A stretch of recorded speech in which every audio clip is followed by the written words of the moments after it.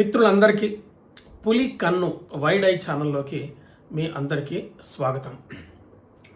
రేవంత్ రెడ్డి గారు విద్యాశాఖను ఆ పోర్ట్ఫోలియోని తన వద్దనే ఉంచుకొని కొంత శ్రద్ధ చూపిస్తున్నారు.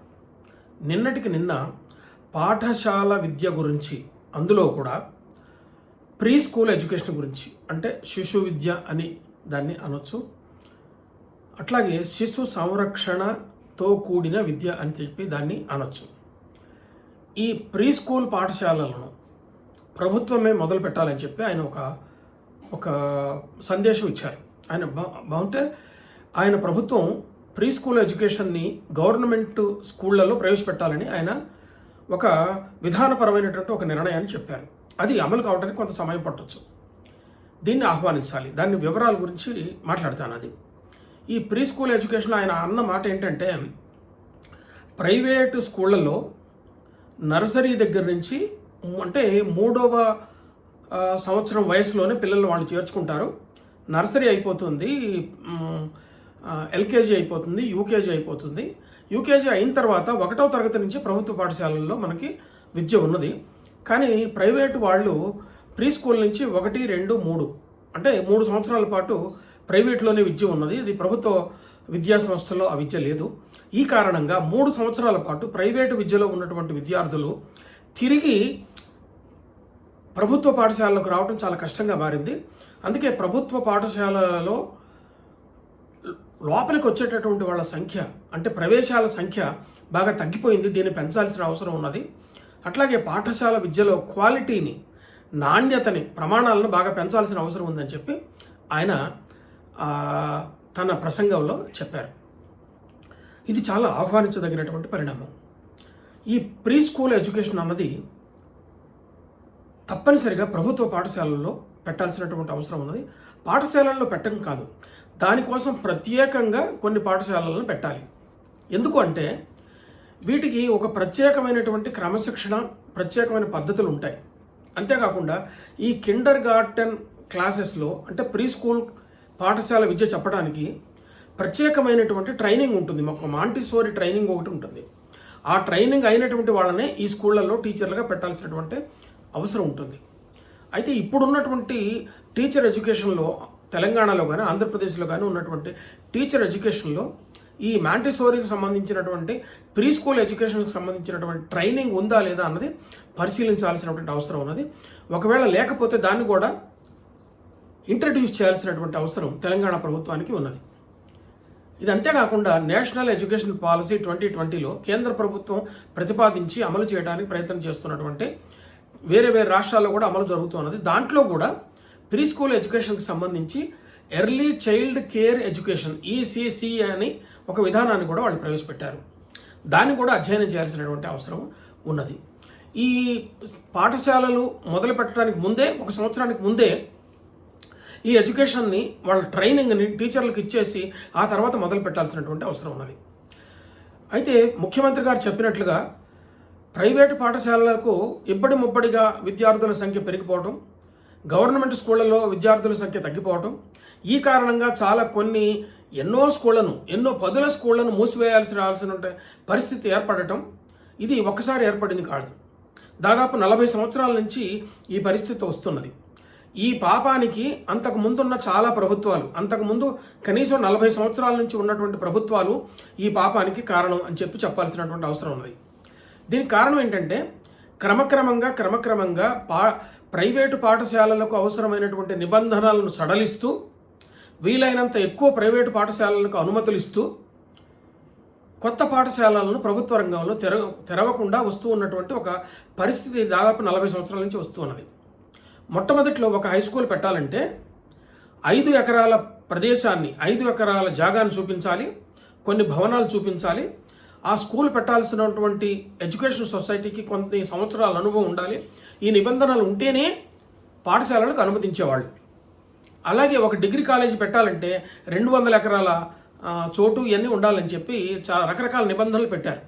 అట్లాగే ఒక ప్రైవేటు విశ్వవిద్యాలయం పెట్టాలంటే, మామూలుగా గవర్నమెంట్ సెక్టార్లో విశ్వవిద్యాలయం పెట్టాలంటే 150 ఎకరాల నుంచి 2000 ఎకరాల వరకు ప్రభుత్వమే ఆ స్థలాన్ని సేకరించి ఒక యూనివర్సిటీ పెడుతున్నది. ఇలాంటి పరిస్థితిలో, ఇలాంటి నిబంధనలు ఉన్నటువంటి పరిస్థితిలో ఈ రోజున చూసినట్లయితే ప్రైవేట్ పాఠశాలలు చిన్న గదిలో మొదలుపెట్టవచ్చు, రోడ్డు పక్కన ఉన్న ఒక గదిలో మొదలుపెట్టవచ్చు. పీజీ కాలేజీ, డిగ్రీ కాలేజీ కలిసి ఉన్నటువంటి ఒక కాలేజీ మెయిన్ రోడ్డు పక్కన ఉన్న ఒక అపార్ట్మెంట్లో పెడుతున్నారు. ఈ పరిస్థితికి కారణం ఎవరంటే ఆయా విశ్వవిద్యాలయాలు వీటికి పర్మిషన్ ఇచ్చినాయి. అంటే క్రమక్రమంగా ప్రైవేటు పాఠశాలలకు అవసరమైనటువంటి నిబంధనలు అన్నీ కూడా సడలిస్తూ వచ్చారు. ఈ పాపానికి ఫలితంగా ఇప్పటి ముప్పటిగా ప్రైవేటు పాఠశాలలు పెరిగిపోవటం, నాణ్యత, వాటిలో నాణ్యత అన్నది వాళ్ళు చెప్పే నాణ్యత వేరు, మనం ఆశించే నాణ్యత వేరు. మార్కులు ఇవ్వటమే పరమ ప్రయోజనంగా ఈ ప్రైవేట్ ఇన్స్టిట్యూట్స్ పనిచేస్తున్నాయి. ముఖ్యమంత్రి రేవంత్ రెడ్డి గారు ఈ పరిస్థితిని పరిశీలించి క్రమక్రమంగా ప్రైవేట్ ఎడ్యుకేషన్లో కఠినమైన నిబంధనలు పెడుతూ ప్రైవేట్ రంగంలో విద్యారంగాన్ని నిరుత్సాహపరుస్తూ గవర్నమెంట్లో విద్యను పెంపొందించి గవర్నమెంట్ పాఠశాలల్లో క్వాలిటీ బాగా పెరిగేటట్టుగా చూడాల్సినటువంటి అవసరం ఉన్నది. ఇది ఒకసారి జరిగేది కాదు.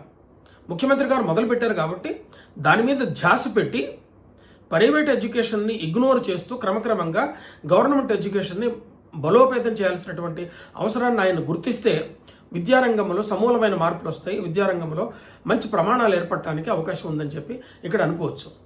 ఒక విచిత్రమైన పరిస్థితి ఇక్కడ మనం గమనించవచ్చు. అదేంటంటే ఈ రోజున ఒక ప్రభుత్వ ఉన్నత పాఠశాలలో రిటైర్ అయిన ఉద్యోగికి దాదాపు 72,000 పెన్షన్ వస్తున్నది.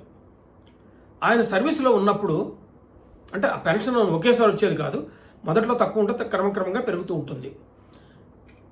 ఒక గవర్నమెంట్ స్కూల్లో, ఒక జడ్పీహెచ్ఎస్ స్కూల్లో కానీ గవర్నమెంట్ స్కూల్లో కానీ పనిచేసేటటువంటి ఒక టీచర్కి దాదాపు 70 నుంచి 80,000, 90,000 వరకు జీతం వస్తున్నది. అదే ఒక ప్రైవేట్ పాఠశాలల్లో రికార్డులో ఉండే జీతం వేరు ఉంటుంది, వాళ్ళకి చేతికి ఇచ్చే జీతం వేరు ఉంటుంది. 8,000 నుంచి 10,000 నుంచి 15,000 నుంచి 20,000 వరకు జీతం తీసుకుంటూ పనిచేసేటటువంటి ప్రైవేట్ టీచర్లు ఉన్నారు. అలాంటి ప్రైవేట్ టీచర్లు ఉన్న ప్రైవేటు పాఠశాలకు ప్రభుత్వ పాఠశాలల్లో 80,000, 90,000 తీసుకుంటూ పనిచేసేటటువంటి ఒక టీచరు తన కుమారుని కానీ తన కుమార్తెను కానీ అలా 10,000 రూపాయలు జీతం తీసుకునే టీచర్ పనిచేసే ఒక ప్రైవేటు పాఠశాలకు పంపిస్తున్నాడు. దీనికి కారణం ఏంటి? ఒక ప్రత్యేకమైనటువంటి కమిటీని వేసి ఒక అధ్యయన విభాగాన్ని వేసి ఈ పరిస్థితిని తప్పనిసరిగా అధ్యయనం చేయాల్సినటువంటి అవసరం ఉన్నది. ఈ పరిస్థితి ఎందుకు వచ్చింది? గవర్నమెంట్ స్కూల్లో పనిచేసే టీచరు తన పిల్లల్ని ప్రైవేట్ స్కూల్కి ఎందుకు పంపిస్తున్నారు? అక్కడ ఏం జరుగుతుంది, ఇక్కడ ఏం జరగలేకపోతున్నది, ఏం సౌకర్యాలు ఇవ్వలేకపోతున్నది? విద్యారంగానికి పెట్టుబడులను గడచిన 20 సంవత్సరాలు 30 సంవత్సరాల నుంచి చూసుకుంటూ వస్తే విద్యారంగానికి పెట్టుబడులు తగ్గించుకుంటూ ఎందుకు వచ్చారు? దీన్ని ముఖ్యమంత్రి గారు చాలా సీరియస్గా ఆలోచించాల్సినటువంటి అవసరం ఉన్నది. అంతేకాకుండా నిన్న ముఖ్యమంత్రి గారు ఏ కార్యక్రమంలో ఈ మాట మాట్లాడారంటే, ఒక ప్రైవేట్ స్కూల్ ప్రారంభోత్సవానికి ఆయన వెళ్ళారు. ముఖ్యమంత్రి గారు ఒక ప్రైవేట్ స్కూలు, అంటే ఒక పెద్ద స్థాయిలో, ఉన్నత స్థాయిలో మొదలుపెట్టేటువంటి ఒక ప్రైవేట్ స్కూలు ఆర్గనైజేషన్ పాఠశాలకి సంబంధించిన ఇనాగ్రేషన్కి ఆయన వెళ్ళారు. ఆయనతో పాటు కొందరు మంత్రులు వెళ్ళారు, అధికారులు వెళ్ళారు. అంతేకాకుండా గమ్మత్ ఏంటంటే, 2 వైరు పక్షాలు, రాజకీయాల్లో 2 వైరు పక్షాలు, కాకపోతే ప్రతిపక్షాలు అందాం, ఒక కాంగ్రెస్కి సంబంధించిన ముఖ్యమంత్రి, ఒక బీజేపీకి సంబంధించిన ఎంపీ ఈ కార్యక్రమానికి వచ్చారు. దీనివల్ల ప్రజల్లో ఒక ఇమేజ్ ఏమొస్తుంది? సాక్షాత్తు ఒక ముఖ్యమంత్రి, సాక్షాత్తు ఒక ఎంపీ ఈ పాఠశాల ఇనాగ్రేషన్కి వెళ్ళారు కాబట్టి ఇది ఎంత గొప్పది అని అనుకునే అవకాశం ఉంటుంది. దానివైపున ప్రజలు ఎక్కువగా చూసేటటువంటి అవకాశం ఉంటుంది. దీన్ని బట్టి మనకు తెలిసేది ఏంటంటే, ప్రభుత్వంలో ముఖ్యమంత్రులు కానీ మంత్రులు కానీ ఉన్నతాధికారులు కానీ ఇలాంటి ప్రైవేట్ స్కూళ్ళు ఆర్గనైజ్ చేసేటటువంటి కార్యక్రమాలకు పోకుండా ఉన్నట్టయితే కొంత మేలు జరిగేటటువంటి అవకాశం కూడా ఉంటుంది. ముఖ్యమంత్రి గారు దీన్ని కూడా పరిశీలిస్తే బాగుంటుందని చెప్పి నాకు అనిపిస్తున్నది. ఏది ఏమైనా ముఖ్యమంత్రి గారు చెప్పిన మాటలను ఆహ్వానిద్దాము. ప్రీ స్కూల్, నర్సరీ పాఠశాలలను గవర్నమెంట్ సెక్టార్లో త్వరగా ప్రారంభించాలని, అవి విజయవంతంగా నడవాలని చెప్పి ఆశిద్దాము, ఆహ్వానిద్దాము. మిత్రులారా, ఈ వీడియో మీకు నచ్చితే లైక్ చేయండి, ఇతర మిత్రులకు షేర్ చేయండి. మీరు సబ్స్క్రైబ్ చేసి పక్కనున్న బెల్ బటన్ నొక్కండి. దీనివల్ల ఈ కార్యక్రమాన్ని ఎక్కువ మంది ఉచితంగా చూసేటటువంటి అవకాశం ఉంటుంది. నమస్తే.